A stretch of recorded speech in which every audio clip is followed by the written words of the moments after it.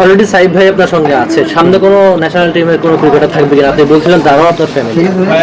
Definitely, why not, যদি opportunities আসে। সাইফ আসলো, সামনে আরো অনেকেই আসবে আশা করছি।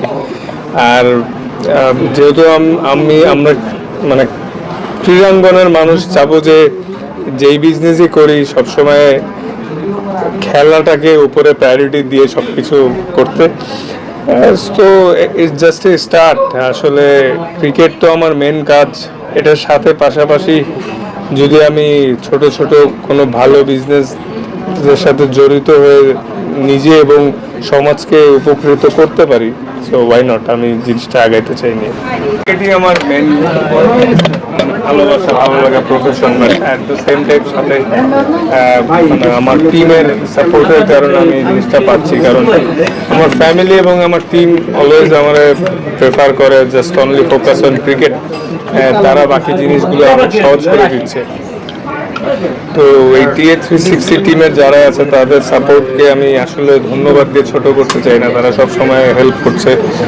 তো আশা করছি যেই বিজনেসগুলা মানে নিয়ে আগাবো, এগুলো আমার শুধু আমার না, যাতে সবসময় দেশের মানুষ বা ক্রিকেটাঙ্গন বা যারাই এই জিনিসগুলো ইউজ করবে তারাও যাতে উপকৃত হয়।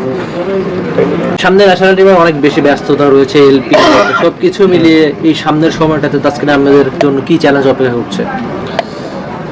আসলে লাইফে প্রত্যেকটা দিনই চ্যালেঞ্জ, এবং প্রত্যেকটা সিরিজই চ্যালেঞ্জিং। আসলে মানে হয়তো সামনে যে জিম্বাবুয়ে সিরিজটা আসতেছে এটা আরো সবচেয়ে বেশি প্রেশারের, কারণ ওদের কন্ডিশনে খেলা, ওদের সাথে খারাপ হইলে বলবে জিম্বাবুয়ের সাথে খারাপ করছে, কিন্তু প্লেয়াররা সবাই জানে যে আসলে আমরা জানি যে জিম্বাবুয়ের মাটিতে যায় ওদের সাথে জেতাটা কত কষ্টের।